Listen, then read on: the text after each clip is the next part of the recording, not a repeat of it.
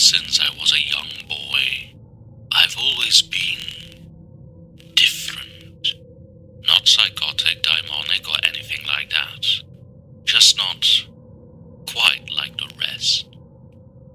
I look different, I act different, I dress different, and most definitely think different. And this made it oh so easy for all the so-called beautiful people of the world to mess with me. A lot. It used to bother me growing up, but as I've gotten older, not so much. Now, I just look at the source and think, screw 'em, they'll be dead soon. I've never been too lucky with the ladies either, so after years of failed relationships, I found myself alone, friendless, and living in a 20-year-old trailer that I'm renting from a friend of a friend of a friend. It doesn't really matter who. Really, it doesn't. Anyway, I thought to myself, I'm tired of being alone. I can probably get another girlfriend, but she'd just get on my nerves and we'd break up. Same old song and dance. And it's a song and dance that has been repeated a little bit too much for my taste. No, this time I want a companion, someone who is actually happy to see me when I come home from work, someone who likes to go for walks, someone to ride shotgun with in the car, someone who will love me for who I am, not for what I have to offer them. I am going to get a dog. The very next day, I got up, hopped into my car, and drove to the local ASPCA to get myself a dog. I walked in, told the lady behind the desk what I was looking for. Nothing big, a small dog, a lap dog, so to speak. She said, "Sure, right this way." She took me into the kennel area and showed me many types of little dogs. Mini pinchers, chihuahuas, even a few Pomeranians, etc., etc. They were all lovely dogs, but none of them really seemed to click with me. Then, out of the corner of my eye, at the very end of the cages, all by itself, sat a metal box. The box was fully enclosed, with a tiny barred window at the door resembling a prison cell. I said to the lady, "What's that?" She looked at me as if I wasn't supposed to ask, and said, "That's Roscoe. We're not really sure what kind of dog he is. He's been returned to us several times now due to behavioral issues. He's scheduled to be put down later today, that's why he's in the box." "I'd like to see him," I said, to which she replied, "I don't think that's a good idea." Now I was starting to get annoyed, so I said, "The sign out front says all dogs are ready for adoption. He is in here, he can be adopted. Now, I want to see him." She finally relented and said, "Yes, sir," with a "you're going to regret it" tone, and took me over to the box, unlocked it, opened it naturally, and there I saw him. This poor little guy. He looked rough. His brown fur was matted to his body. There were crusty pieces of I don't know what in the corners of his eyes, like he'd been crying so much. His nails were a bit long and sharp, and his eyes were jet black with ever the slightest hint of red in them. To be quite honest, he looked like he just crawled out of the sewer, and smelled like it too. The odor that exhumed from him reminded me of the summers I spent helping my uncle at his funeral home. He smelled like death, but he was so friendly. He ran straight out of box up to me, let me pick him up, and lick my face for what would have been at least 10 minutes. He was wagging his tail and just going crazy with excitement, and so was I. I told the lady, "This little guy ain't dying today. Roscoe has a new home." Then a look of worry fell over her face. After filling some paperwork and getting his dog license, I took Roscoe home. First on the agenda was a much-needed bath.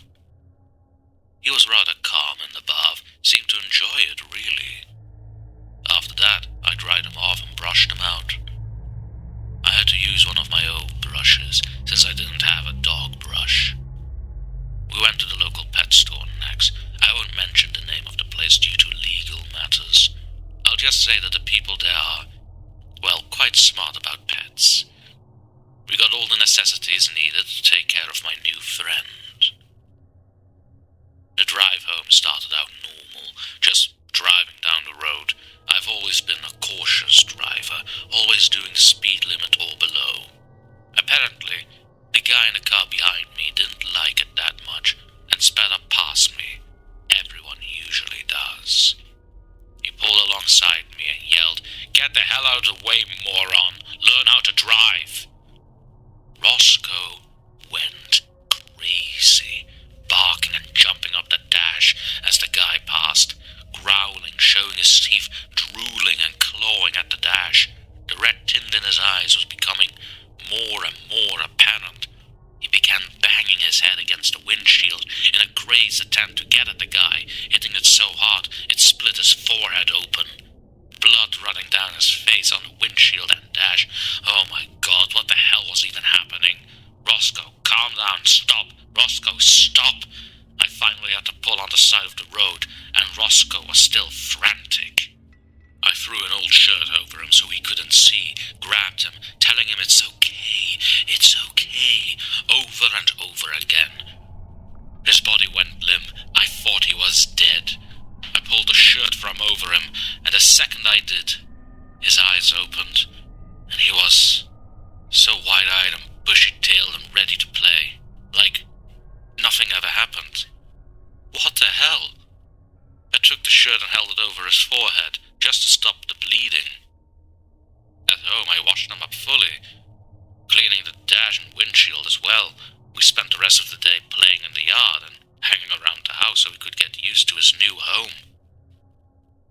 Now, the trailer park I live in, it isn't the best place to live at.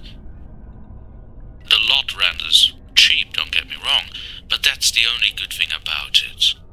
It's a dirt road in a U-shape with trailers running parallel with the road on both sides. This is apparently where the term trailer trash came from. It's not that the people are bad or anything. It's just cleanliness isn't their way of life. Old refrigerators, car parts, and various other piles of junk clutter in their yards. The trailer at the end in front of the park had been, raided, for lack of a better word, a couple of times by local police, and there's always cars pulling in and out of there. I think they're selling drugs. But that's none of my business.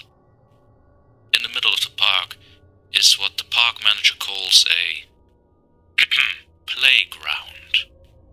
It consists of an old beat-up swing set, a rickety metal slide, and a sandbox that most of the cats around here use as a litter box. Most of the older folks here just sit out there and talk all day. No kids ever play there, but, who can blame them? It's a lawsuit waiting to happen. The night I realized Roscoe was the perfect friend for me came about 2 months later. That night, while taking him out for a walk around the park before going to bed, we passed the old playground. Something told me not to cut through there, just complete the circle around the park and go home. But it was so close to my house, and I was really tired.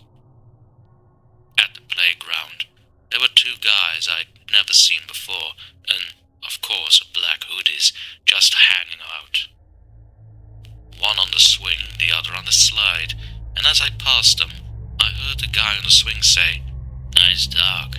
Can I pet him?" I said sure. As the one guy bent down to pet Roscoe, I heard the cocking of a gun and felt the barrel press hard against the back of my neck. "Give me your frickin' money or you're dead!" The guy from the slide who now had a gun shouted at me. The other guy leapt up and grabbed me, slamming me against the slide, gripping the leash in the process. What happened next sent shivers down my spine and filled me with excitement at the same time. Roscoe went insane. His eyes turned a bright red, skipping the growling and clawing part, and went straight for the guy's neck. He leapt up from a sitting position and grabbed the guy's throat, digging his claws into the side of his neck and ripping out his voice box purely with his teeth. Blood spewed everywhere like a red fountain as the guy fell to the ground, Roscoe still attached to him. And then the guy with the gun, he actually ran like a bitch.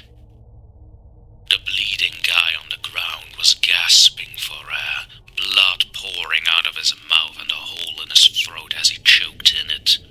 He tried to hit Roscoe to get him off, but my boy was relentless, biting and clawing at the guy's face, ripping and tearing his eyes out, part of his cheek and his entire nose down to the socket. Maybe I'm wrong for this, but I don't care.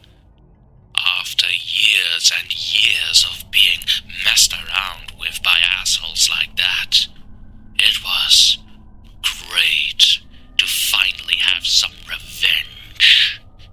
I started chanting Roscoe on, "Get him, boy, get him, kill that piece of crap," and that's just what he did. As the guy took his last breath, Roscoe stepped back and fell over, his body limp and lifeless. Blood covering his snout with pieces of flesh and eyeballs hanging from his maw. 2 seconds later, he sprung back to life, happy and energetic, chewing on the eyeball pieces like a play toy. "Good boy, Roscoe," I said.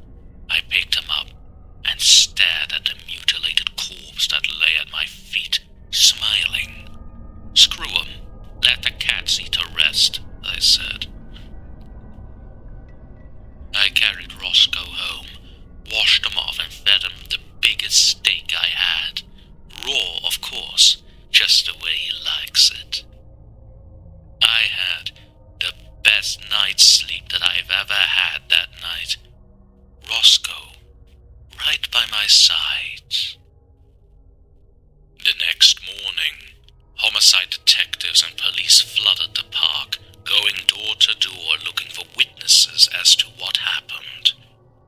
Mrs. Jacobson from 3 trailers down found the body. She had to be given oxygen and a ride into the ambulance to get checked out. Apparently, it traumatized her dad badly. I'm sorry, Mrs. Jacobson. I really am. When the cops came to my door, I, of course, saw nothing, and Roscoe was on his best behavior, laying on the living floor pretending to be asleep. I watched the coroner carry the body away. The cops finished up and went away themselves. I asked my neighbor what happened, and she said, "Some poor guy was mauled to death last night. The cops think it was some kind of wild animal that escaped from the circus that came through about a year ago and attacked him. There have been numerous bodies found in the areas with wounds such as the ones they found today. They're writing it off as that." Roscoe and I couldn't be happier together.